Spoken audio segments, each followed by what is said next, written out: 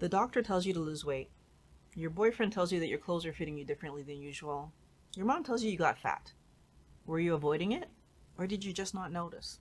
For me, that's what it was. I just hadn't noticed that my weight was going up. But then at some point you're faced with it, with all these gentle comments and reminders, and it's put in your face. What are you going to do? How are you going to solve this problem? And the sadness hits because you've tried to solve this problem multiple times in the past, and yet it still exists. So you smile and you pretend like your feelings aren't getting hurt, when in fact you're being crushed and you're sad. And the end result, you end up eating. In my case, eating chocolate. Maybe it's ice cream. Maybe it's chips. Doesn't really matter. You're eating comfort foods that aren't actually helping you to solve the problem. As a matter of fact, they're making the problem worse. Hello, wellness warriors. Welcome to Mind Blowing Health and Wellness with Violet. The reason that I make these videos is to help you to manage these feelings and do the things that is going to help you to get your weight under control and get your health under control, physical and emotional. If you're working on this kind of thing, subscribe. I make new videos every week. First of all, those people that care about you enough to tell you that you've put on some weight, generally, I will say have your best interests at heart, even if they don't say it in the nicest possible way. They're saying it because they want you to make a change and get your health under control. What's really frustrating is that everybody has an opinion about your weight and they want you to get your health under control, and they're telling you, hey, you need to lose weight, but nobody is actually saying how. So have you ever wondered why doctors don't tell you how to lose the weight? Do any of you have doctors who are slightly overweight? Do any of you have doctors who are obese? I'm not saying this because I'm trying to shame the doctor. I'm not saying this because I feel like the doctor's wrong. I'm saying this because if we actually pay attention to the fact that very often the same doctor that's telling us that we need to lose weight also has weight to lose, we start to understand why the doctor isn't telling us how to lose weight. You see, the doctor isn't telling us how to lose weight because if the doctor knew how to lose weight, they also would just lose the weight. The fact that the doctor's in the same situation that I'm in becomes really apparent when you, like me, because I'm that kind of person, ask the doctor, okay, doc, what should I do? How do I lose this weight that you're telling me that I need to lose? And the doctor says something like, well, Violet, exercise and be moderate in what you're eating. So eat less, move more, calories in, calories out. That's the same story that we know today doesn't work. My doctor isn't not telling me the answer because my doctor doesn't want to give me the answer. It's because my doctor is still believing that this eat less, move more thing possibly could work, and hence their excess weight. We know eat less, move more, calories in, calories out doesn't work. So then what? What am I supposed to do? How do I actually lose the weight? So back to the doctors. They have an obligation to guide us in the right direction when it comes to our health.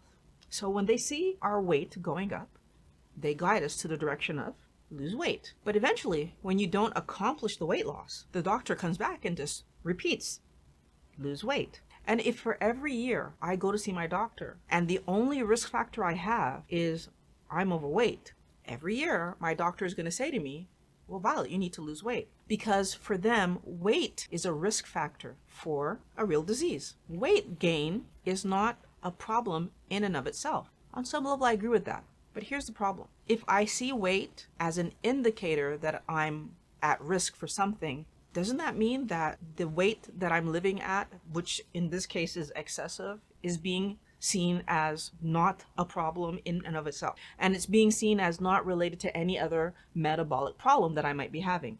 And this is where I'm posing a question. Because for most people, being overweight is a problem because it's not attractive. Being overweight is a problem because it makes us feel ashamed. Even for us, we don't see being overweight as a medical problem. Again, because on some level, it's not really the medical problem, but we don't see that being overweight is an indicator that there is a medical problem. What I want everyone to think about is that being overweight is an indication that actually I have insulin resistance, which is a real medical condition. And if we start to recognize insulin resistance as a treatable medical condition that the world is walking around with unnecessarily, then all of a sudden, the excess weight isn't just aesthetic. All of a sudden, the excess weight is not just an indicator of something to come. The excess weight is actually telling me that there is a condition that I'm living right now. Now, there's a lot of people that are going to have a lot of opinions of why insulin resistance isn't being focused on as a medical condition that needs to be treated. Personally, my guess is because there's no medication, right? A lot of the time, if there's no medication to give, then it's not really a medical condition yet. I don't believe that to be the case, right? We wait for diabetes to be diabetes and that you need a medication before like there's a big push and rally.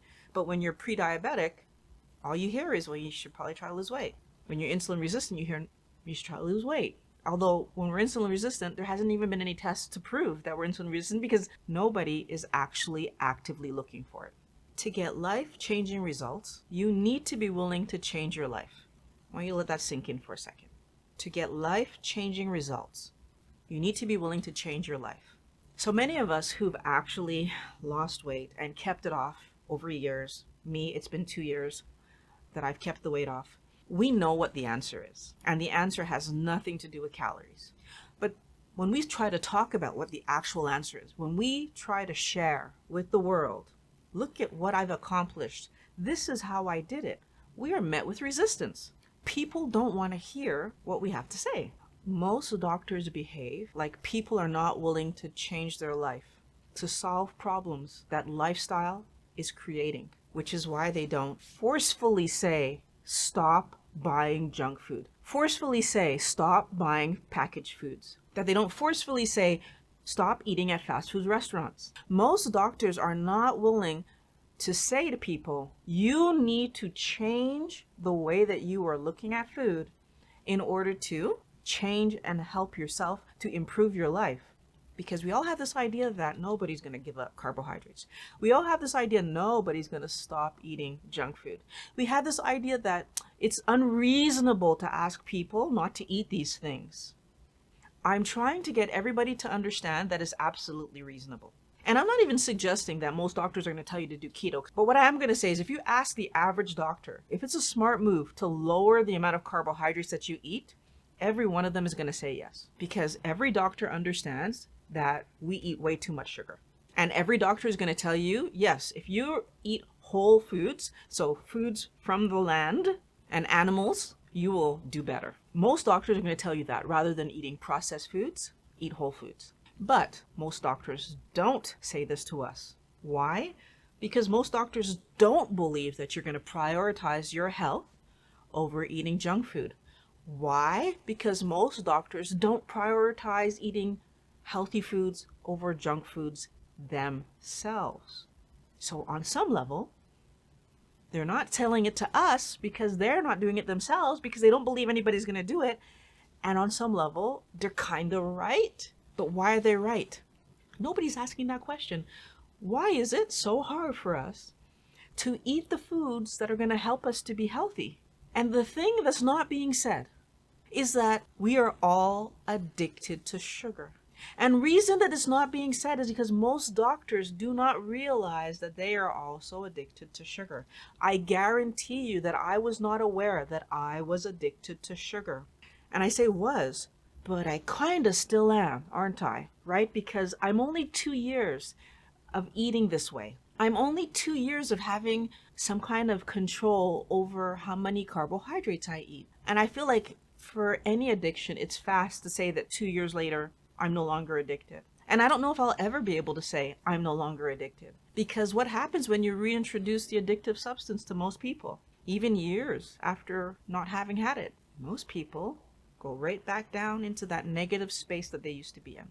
How can we solve the problem if we're actually not talking about the problem? Because we keep talking about weight, talking about weight, talking about weight, when the problem is our addiction to carbohydrates. But then somehow we expect to solve our weight issue while never addressing the addiction to carbohydrates. How would it work for any other kind of addiction? So if I was a gambler, And everyone keeps talking to me about the fact that I have no money. My spouse is upset that I can't contribute to my half of the expenses. My friends are annoyed that I'm never able to have the money to go and do the fun stuff that they're doing with them. My kids, I'm not providing properly for my kids. I'm not giving them what they need. Again, maybe my spouse is involved in this conversation as well. Like, I'm not doing my part. I'm not able to take the vacations, so I can't afford to take the vacations and just to do the basic stuff that I think I should be able to do at this age with the job that I have and with the income that I have coming in. How would that be solved without looking at the gambling? If we put that person in a position where they got a promotion or they got a second job and they're all of a sudden making more money, is that going to solve the problem? Well, no, because they're still gambling. If we put that person in a position where they cut their expenses, so they're not maybe paying for television unnecessarily, or, maybe they're not going out to the movies as often, is that going to solve the problem? No, because they're still gambling. The only way to truly solve the problem would be to acknowledge what's causing the problem. And what's causing the problem is their gambling. That's what's causing the problem. In order to address the weight issue that we live, we need to address what's causing the weight gain. Well, that's the carbohydrates. But why are we eating so many carbohydrates? Because we're addicted to them. And we need to be honest with ourselves that there is actually a difference between addressing the addiction to carbohydrates and putting my addiction on pause. Because if you haven't been addicted to something, I'm sure you've known someone who's been addicted to something. And if that has never been in your life, congratulations, because you're lucky.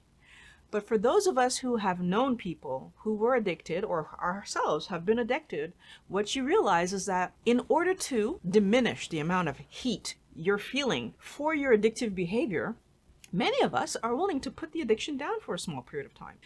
Stop drinking for a few months. Stop gambling for a few months. Stop eating chocolate for a few months, right? Why? Because I put it on pause and then people leave me alone for a little while. And then when they're not paying attention, I pick it up again.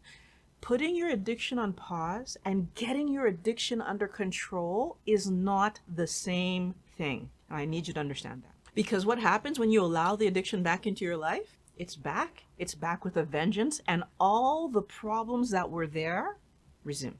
When you're addicted to something, there isn't such a thing as having a small amount of it, right? You need to keep it to the levels where the addiction is not taking hold. And for a lot of us, that means keeping it to zero. But when it comes to food, it means also acknowledging the piece of the puzzle that keeps it hyper for you. There are many of us who can eat salad. There are many of us who can eat vegetables that are not sweet tasting. And there are many of us that can eat foods that don't trigger the sweetness, because the sweetness and the sugar that we remember push the addiction. There are many of us who can't. Some of us actually need to be down to 0 carbs in order to maintain their healthy situation. But it's not everybody. But yet the minimum need to be lower than what it is that causes your body to become excited. And I'll be the first to say that although I have not touched chocolate in 2 years plus, guess what? Even when I eat something that doesn't seem sweet to the rest of the world, like nuts, but I can taste the sweetness in nuts, and guess what? When I eat them, it's there. And I want to eat more.